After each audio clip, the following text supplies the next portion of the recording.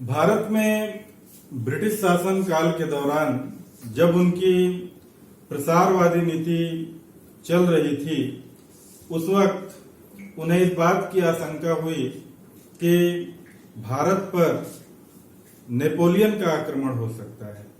इसके पीछे जब हम कारणों पर बात करते हैं, तब हम आपका ध्यान उस ओर ले जाना चाहते हैं कि भारत में एंग्लो फ्रेंच प्रतिस्पर्धा रही। परिणाम स्वरूप 3 युद्ध अंग्रेजों और फ्रांसीसियों के मध्य लड़े गए और अंततः वांडीवास के युद्ध में अंग्रेजों ने फ्रांसीसियों को परास्त कर दिया।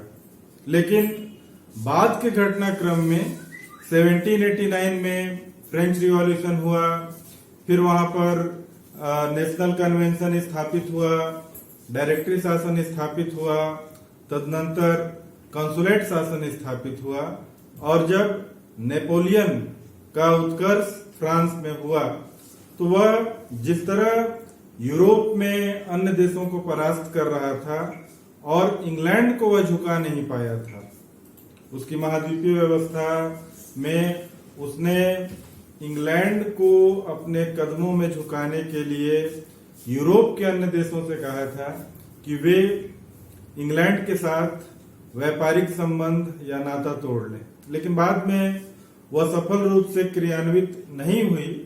लेकिन जिस समय में नेपोलियन यूरोप में हलचल पैदा कर रहा था, उस समय अंग्रेजों को इस बात का बड़ा डर था, भय था कि वह कहीं उनके भारतीय साम्राज्य पर आघात पहुंचाने का कार्य न कर सके। इसके लिए उसे रोकने का उन्होंने प्रयास किया।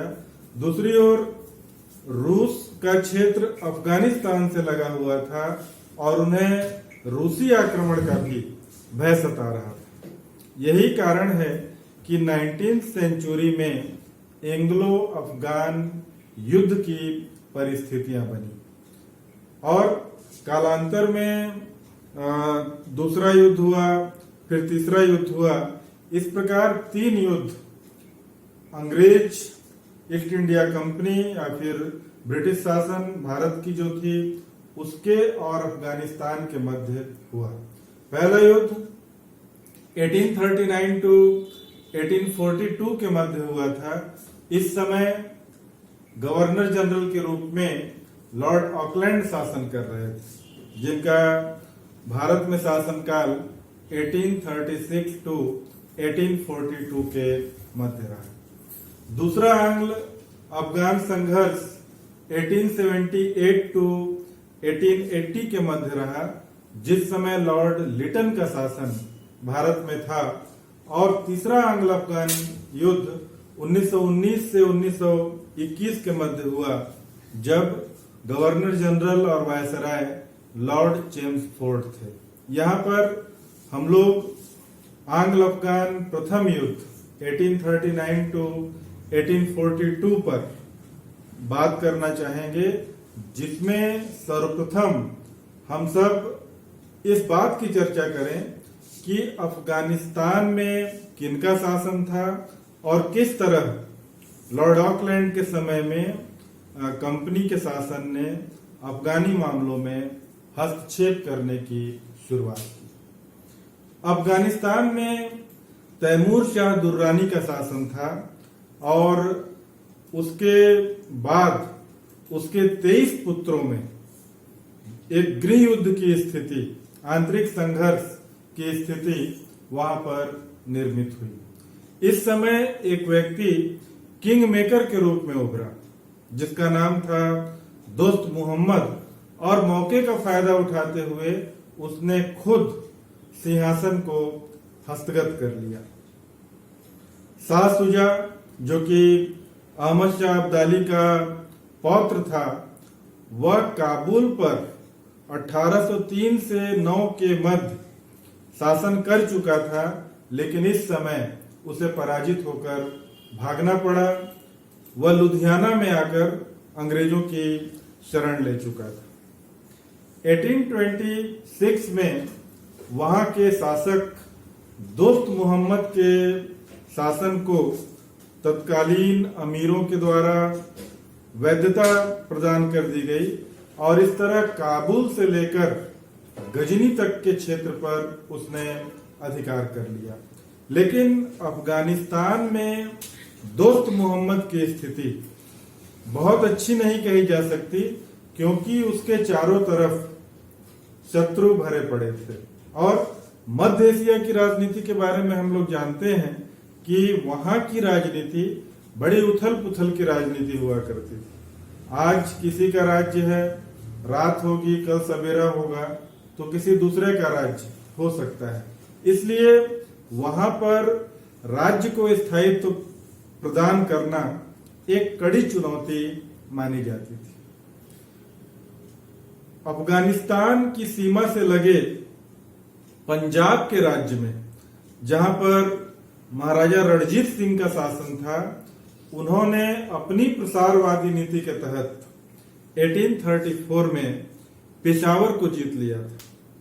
पंजाब की राजधानी, राजनीतिक राजधानी पेशावर को कहा जाता था, धार्मिक राजधानी अमृतसर को कहा जाता था। इन दोनों पर महाराजा रणजीत सिंह का अधिकार हो गया था। पहले अफगान युद्ध की जहां तक बात है, लॉर्ड ऑकलैंड 1836 में जब गवर्नर जनरल बनकर भारत आए तो उन्हें इस बात की सूचना मिली कि तेहरान से रूस का प्रसार हो रहा है और उसका टारगेट ब्रिटिश साम्राज्य हो सकता है। रूस की जहां तक बात है, उसने मध्य एशिया में अपने प्रसारवादी नीति की शुरुआत सन 1801 में की थी, जब उसने जॉर्जिया पर अधिकार कर लिया था। उसके बाद 1811 से 13 के बीच और फिर 1826 से 28 के बीच उसने ईरान को परास्त भी किया था। अर्थात रूस ने 2 मर्तबा ईरान को परास्त किया था तथा इसके पश्चात उसने कैस्पियन सागर के आसपास के प्रदेश भी प्राप्त कर लिए थे और फारस पर अच्छा खासा प्रभाव रूस का होने लगा था।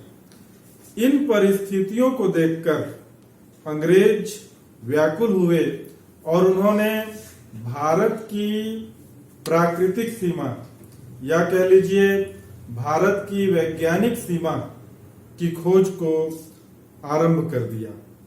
उन्होंने रूस की प्रसारवादी नीति को देखते हुए इस बात की आवश्यकता महसूस की कि उनके भारतीय साम्राज्य और रूस के मध्य एक बफर स्टेट के रूप में अफगानिस्तान है। इसलिए अफगानिस्तान में जिसका भी शासन हो वह हमारा मित्र हो, यानी अंग्रेजों का मित्र हो। इस बात की आवश्यकता तत्कालीन समय के भारत के अंग्रेज प्रशासकों ने महसूस की और इसी के निमित्त लॉर्ड ऑकलैंड ने जिस नीति का अवलंबन किया उसको हम लोग अग्रगामी नीति यानी उसकी फॉरवर्ड पॉलिसी के रूप में देखते हैं। लॉर्ड पामर्स्टन ने भी उसका समर्थन प्रदान किया और इस तरह एक छाया युद्ध यानी आशंका के मद्देनजर या उसके निमित्त अफगानी मामलों में अंग्रेजों ने हस्तक्षेप करने की शुरुआत की। दूसरी ओर अफगानिस्तान का शासक दोस्त मोहम्मद यह भी अंग्रेजों से मित्रता के लिए इच्छुक था। उसने अंग्रेजों से अनुरोध किया कि हमारी मित्रता में प्रगाढ़ता आ सकती है बशर्ते आप हमें महाराजा रणजीत सिंह से पेशावर दिला दें। इसलिए उसने एक जब शर्त रखी तब लॉर्ड ऑकलैंड ने कहा कि हमारी नीति किसी राज्य के आंतरिक मामले में हस्तक्षेप करने की नहीं। इसलिए दोस्त मोहम्मद का झुकाव रूस की ओर होने लगा और ऐसे में सितंबर 1837 में एक राजदूत के रूप में, या उसको हम कहें कि व्यापार की संभावनाओं का पता लगाने के निमित्त अलेक्जेंडर बर्न्स को काबुल भेजा गया। जब अलेक्जेंडर बर्न्स काबुल गए तब उन्होंने दोस्त अली पर यह दबाव डाला कि वह किसी विदेशी के साथ किसी भी प्रकार की संधि न करे। इस अवसर पर दोस्त मोहम्मद के समक्ष रूसी राजदूत भी उपस्थित था, यानी दोनों मित्रता चाहते थे अफगानिस्तान के शासक दोस्त मोहम्मद से। एक तरफ रूसी राजदूत और दूसरी तरफ कंपनी के ओर से या लॉर्ड ऑकलैंड की ओर से गए हुए बर्न्स, अलेक्जेंडर बर्न्स, ये भी वहां पर पहुंचे थे। लेकिन जब अलेक्जेंडर बर्न्स ने ऑकलैंड की ओर से दोस्त मोहम्मद को यह बताया कि हम किसी देश के आंतरिक मामले में हस्तक्षेप नहीं करेंगे, हम पेशावर को आपको दिला नहीं सकते, तब जो वार्ता थी वह एक प्रकार से निष्फल साबित हुई और अलेक्जेंडर बर्न्स अप्रैल 1838 में वापस आ गए। इस समय भारत में जो गवर्नर जनरल थे लॉर्ड ऑकलैंड, उनके पास दो विकल्प थे। एक विकल्प तो यह था कि अगर उनको अफगानिस्तान के मामले में हस्तक्षेप करना है तो डायरेक्ट अटैक कर दें, और दूसरा विकल्प यह था कि इस आक्रमण में महाराजा रणजीत सिंह को अपने साथ ले लें ताकि उनकी स्थिति और भी अधिक मजबूत हो जाए। दूसरी ओर अफगानिस्तान का जो भगोड़ा शासक शाह सुजा अंग्रेजों की शरण में था, लुधियाना में था, उसको राजगद्दी दिला दें और फिर अपने मन माफिक संधि अफगानिस्तान के साथ कर लें। लॉर्ड ऑकलैंड ने यह समझा कि रणजीत सिंह और शाह सुजा को साथ लेना जरूरी है, क्योंकि सीधे अटैक करना असफलता भी मिल सकती है।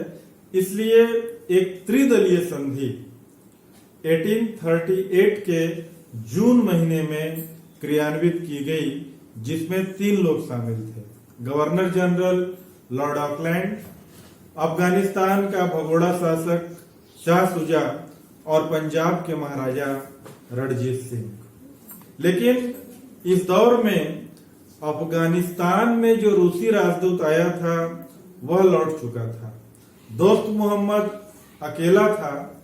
अगर ऑकलैंड चाहते तो यहाँ पर हाथ खींच सकते थे, युद्ध की आवश्यकता अब नहीं रही थी, जिस बात का भय था वह समाप्त हो रहा था। लेकिन इसके बावजूद लॉर्ड ऑकलैंड ने अपने अग्रगामी नीति के तहत सर जॉन के को बोलन दर्रे के मार्ग से अफगानिस्तान भेजा।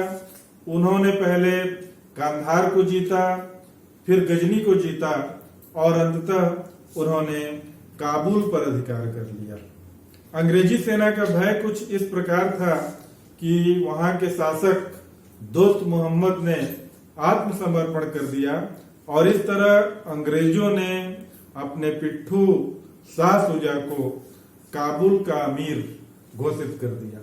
लेकिन अफगानिस्तान की जनता बाहरी हस्तक्षेप को बर्दाश्त करने के पक्ष में नहीं थी, इसलिए स्थानीय स्तर पर शाह सुजा का बड़ा विरोध होने लगा। लेकिन इसके बावजूद अंग्रेजों ने शाह सुजा को वहां का अमीर प्रोजेक्ट कर दिया था और बाद में उन्होंने धीरे धीरे अपनी सेना को भी वापस बुलाना शुरू कर दिया, क्योंकि उनका जो टारगेट था कि अफगानिस्तान में उनका मित्र राजा शासन करे, वह टारगेट पूरा हो गया था।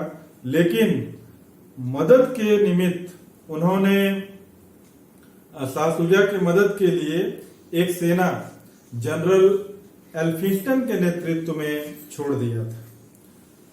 जब अंग्रेजों की बड़ी सेना लौट आई तब 1841 में अफगानी लोगों ने बड़े पैमाने पर चहुओर अंग्रेजों के विरुद्ध बगावत का बिगुल बजा दिया और अनेक अंग्रेज, जिसमें अलेक्जेंडर बर्न्स भी थे, उनको मार डाला गया।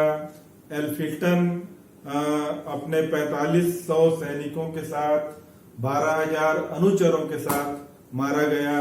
मकनाटन मारा गया और अप्रैल 1842 में वहां का शासक शाह शुजा भी मारा गया। इस तरह अंग्रेजों को अफगानिस्तान के मामले में पराजय का मुख तो देखना ही पड़ा और एक भयंकर मार अफगानियों से उन्हें खानी पड़ी। इतनी बड़ी मार अंग्रेज अब तक के भारतीय मामलों में कहीं भी नहीं खाए।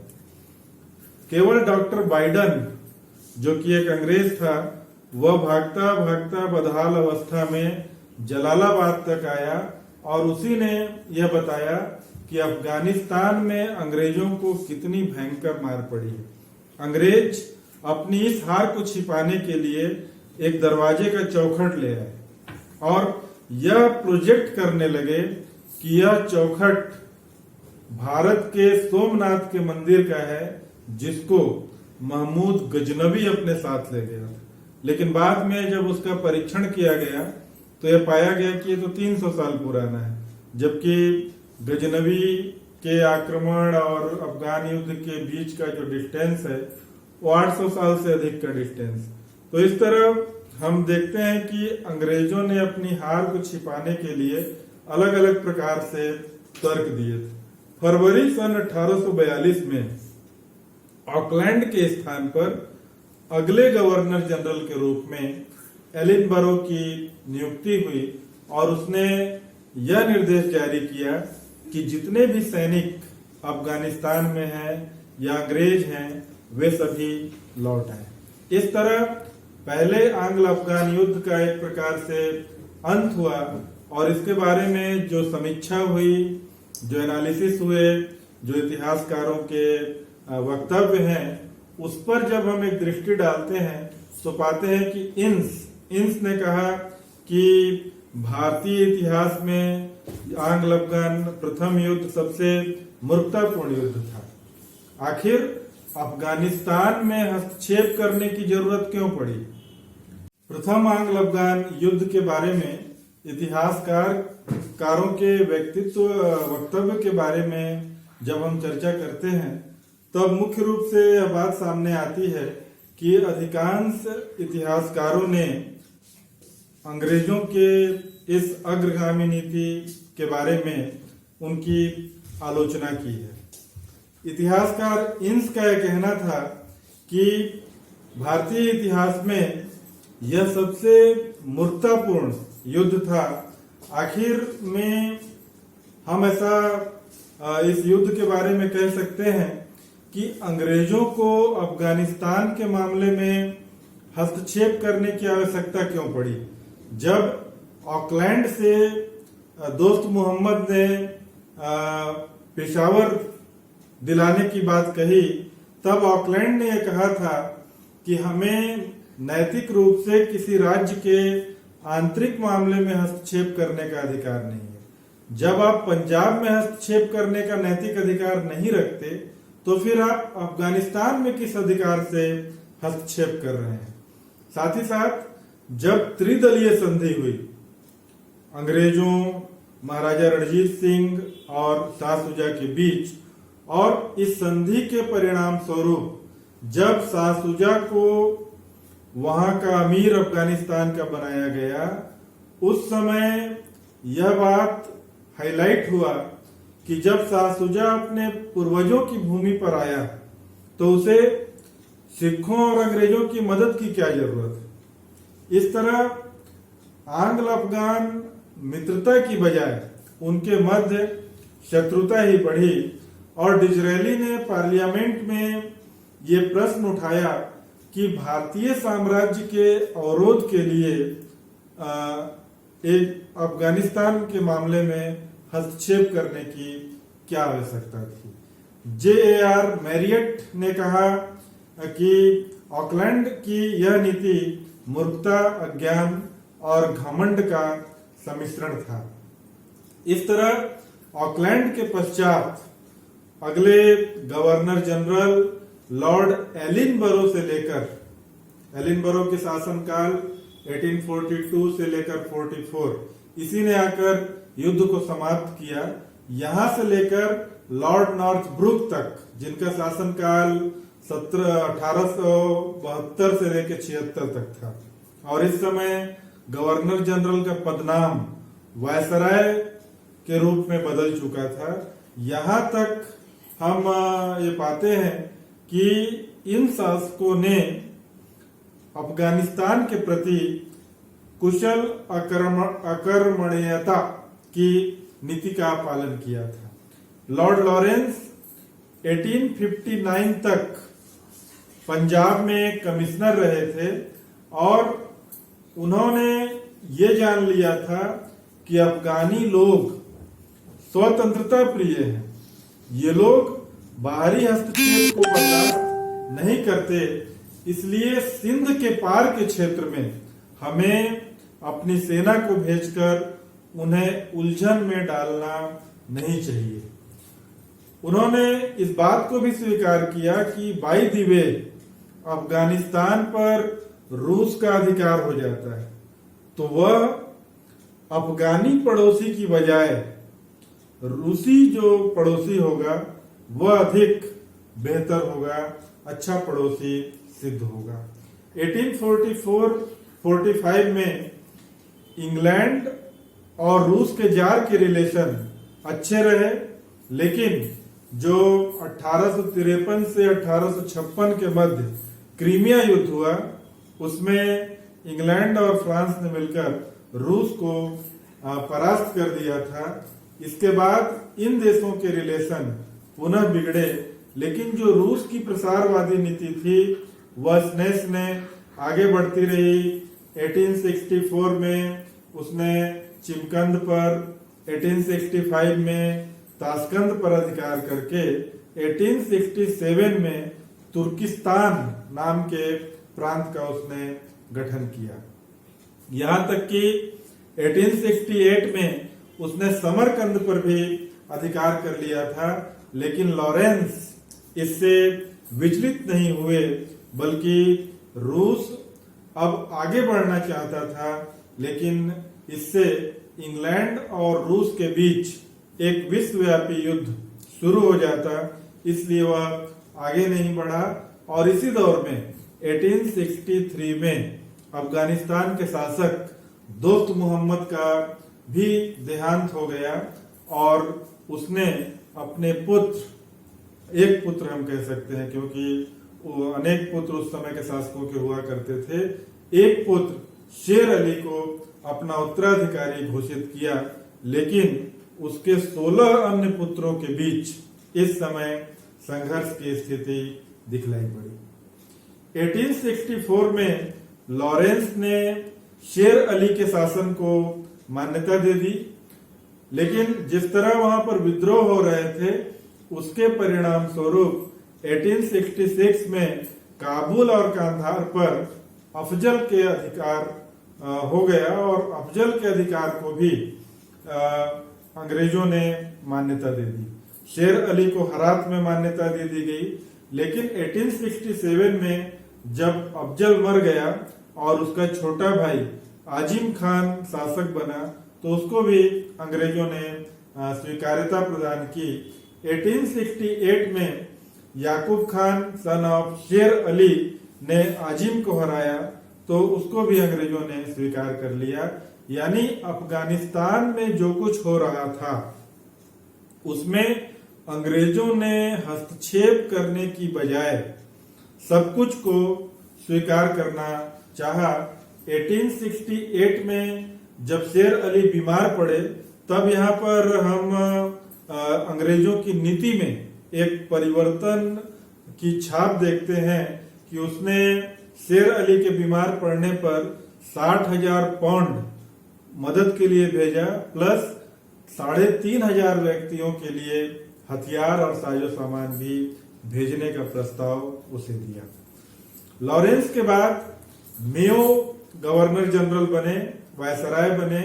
1868 to 72 उन्होंने अपने पूर्ववर्ती गवर्नर जनरल या वायसराय की नीति में किसी तरह का परिवर्तन नहीं किया और इसने भी शेर अली को 1869 में 60,000 पाउंड की मदद दी और इसके एवज में अंग्रेज और शेर अली के बीच एक रक्षात्मक संधि भी हुई थी। तत्पश्चात लॉर्ड नॉर्थब्रुक 1872 से लेकर 1876 तक भारत में गवर्नर जनरल रहे और इन्होंने भी अपने पूर्ववर्ती गवर्नर जनरल की नीतियों का अवलंबन किया।